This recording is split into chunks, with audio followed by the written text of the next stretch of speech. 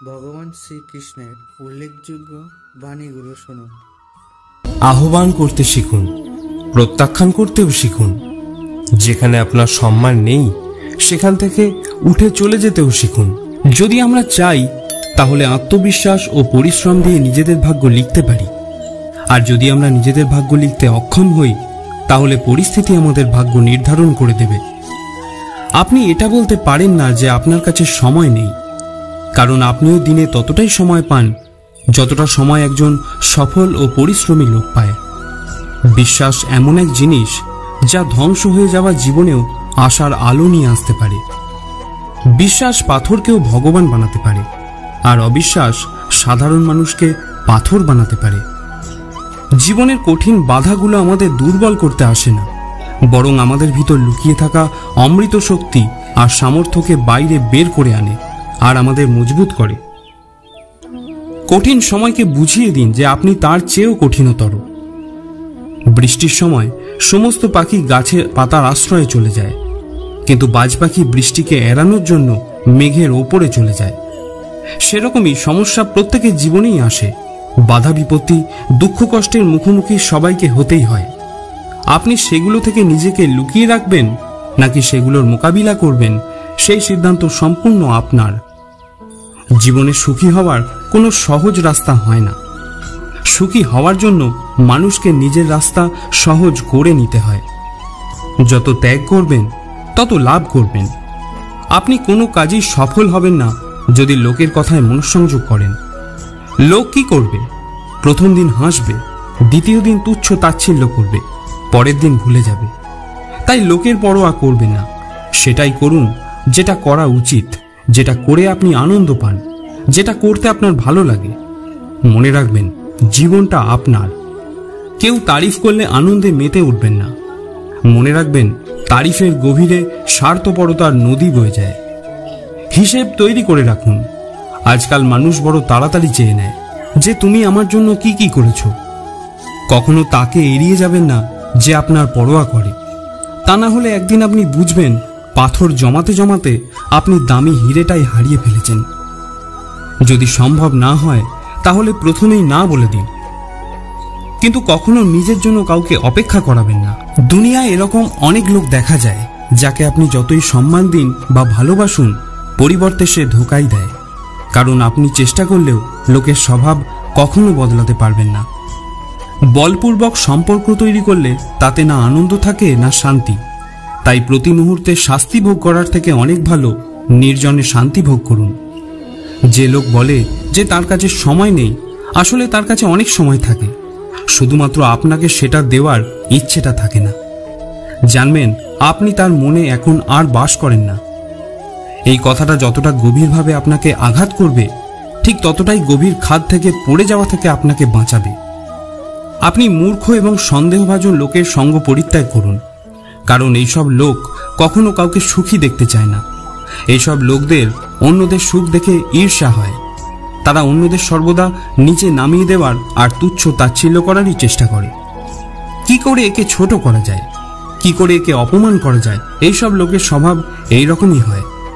এরা কখনোই নিজেদের বদলাতে চায় না। এদের থেকে দূরে থাকুন, এদের থেকে সর্বদাই সাবধানে থাকুন। দুর্বৃত্ত মানুষদের যদি উপদেশ দিয়েই কাজ হতো তাহলে শ্রীকৃষ্ণ কখনো মহাভারত হতেই দিতেন না। আমাদের কাছে যেটা আছে সেটার আনন্দ আমরা তখনই উপভোগ করতে পারবো যদি আমরা সেই চিন্তা ছেড়ে দিই যে আমাদের কাছে কি নেই।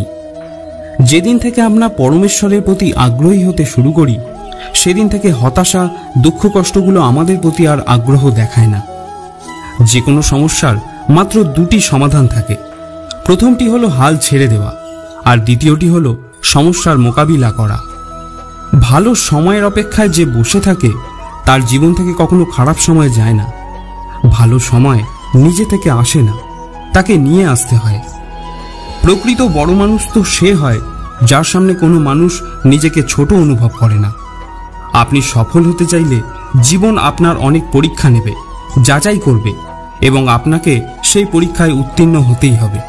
সেই সব ব্যক্তি হেরে যায় যারা বারবার অভিযোগ করে, আর সফল তারাই হয় যারা বারবার চেষ্টা করে। যাকে আমরা সবচেয়ে বেশি ভালোবাসি দেখা যায় সেই আমাদের সবচেয়ে বেশি ব্যবহার করে নেয়, কারণ সে জানে আমাদের সবচেয়ে দুর্বল জায়গা কোনটা।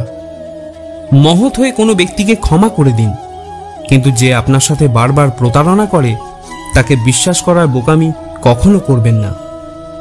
আশা করা কখনোই ছাড়বেন না। আগামীকাল সবসময় গতকালের থেকে ভালোই হয়। জীবনে সেই স্তর অবধি পৌঁছে যান যেখানে লোক আপনাকে হারিয়ে ফেলে আফসোস করে। কখনো নিজেকে অন্য কারোর সাথে তুলনা করবেন না। আপনি যেমনই হন সেটাই সর্বশ্রেষ্ঠ।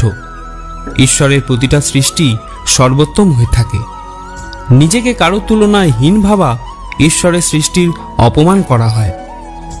মানুষের মনই তার সবচেয়ে ভালো বন্ধু, আবার সময় বিশেষে সবচেয়ে বড় শত্রুও হয়ে থাকে। যদি মন আপনার কাছে জিতে যায় তাহলে সেটা আপনার শত্রু হয়ে যায়, আর যদি আপনি মনের কাছে জিতে যান তাহলে সে আপনার সত্যিকারের বন্ধু হয়ে যায়। যদি আপনাকে কেউ নজর এড়িয়ে যায় তাহলে দুঃখিত হবেন না, কারণ লোক সবসময় তাদের সামর্থ্য অনুযায়ী অনেক মূল্যবান জিনিসকেই এড়িয়ে যায়। সেই সব মানুষদের পিছনে কখনো দৌড়বেন না যাদের কাছে আপনার কোনো গুরুত্ব নেই।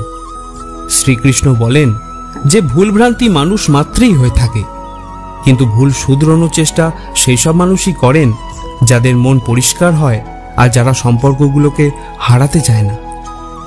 জীবনের সবচেয়ে বড় অপমান তো সেই সব ভরসাগুলোই হয়ে থাকে যেটা আপনি অন্যের ওপর ভুল করে রেখে ফেলেন।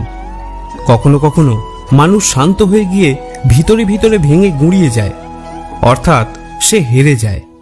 কখনো নিজের কাছে তো কখনো ভাগ্যের কাছে, আবার কখনো আপনজনের কাছে। জীবনে নিজেকে সময় দেওয়ার চেষ্টা করুন, কারণ আপনার প্রথম প্রয়োজনীয় জিনিস আপনি নিজেই। মনে রাখবেন, প্রয়োজনের থেকে বেশি ভালো হবেন তো প্রয়োজনের থেকে বেশি ব্যবহৃত হবেন।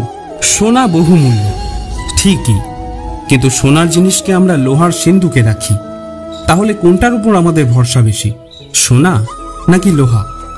ভগবান বলেন, রাতে ঘুমোতে যাওয়ার আগে সবাইকে ক্ষমা করে দাও, তাহলে তুমি ঘুমিয়ে ওঠার আগে আমি তোমাকেও ক্ষমা করে দেব। যদি আপনার জন্য কোনো ব্যক্তি মনে কষ্ট পেয়ে থাকেন, মনে মনে তার কাছে ক্ষমা চেয়ে নিন।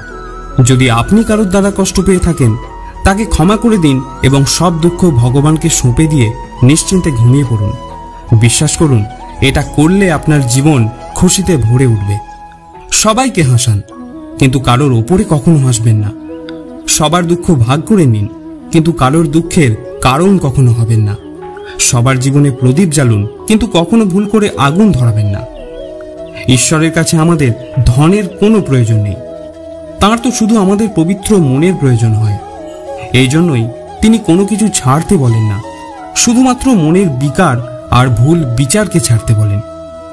প্রার্থনা আর ধ্যান, এই দুটোই আমাদের জীবনে অপরিহার্য, কারণ প্রার্থনার মাধ্যমে ভগবান আপনার কথা শোনেন, আর ধ্যানের মাধ্যমে আপনি ভগবানের কথা শোনেন। গীতায় বলা হয়েছে, যদি আপনি কোনো ব্যক্তির মধ্যে ভালো কিছু দেখতে পান, তাহলে ভালো সে নয়, আপনি, কারণ তার ভালো দিকটা দেখার দৃষ্টি আপনার কাছেই রয়েছে। একটা কথা মনে রাখবেন, কারোর সামনে নত হয়ে গেলে না ভালোবাসা পাওয়া যায় না সম্মান। তাই নিজের আত্মাভিমানকে উজ্জীবিত রাখুন। যদি কিছু আপনার ভাগ্যে থাকে, সে নিজেই পথ বানিয়ে আপনার কাছেই আসবে। আপনি জীবনে যা চান সেটাই পাবেন, শুধু আপনার সেই চাওয়াতে সত্যিকারের বিশ্বাস থাকতে হবে। তো বন্ধুরা, আজ এ পর্যন্তই। আশা করি আপনারা ভিডিওটি থেকে কিছু জিনিস শিখতে পেরেছেন। যদি ভালো লেগে থাকে আমাদের চ্যানেলকে সাবস্ক্রাইব করতে ভুলবেন না। নমস্কার। জয় শ্রীকৃষ্ণ।